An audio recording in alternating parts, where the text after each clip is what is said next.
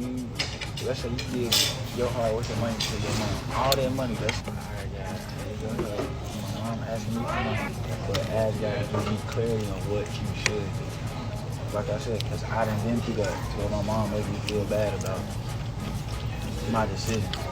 Or she wants you to know, she want to know where you at all times, stuff like that. You know what I'm saying? You gotta do as best as you do. Cause shoot, my mama don't know what I'm doing. I don't tell my mama. I don't even be doing nothing. That's the point. But it's still like you can't.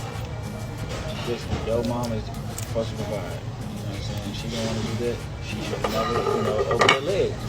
But at the same time, don't disrespect your mom. But your mom don't have to know everything you do.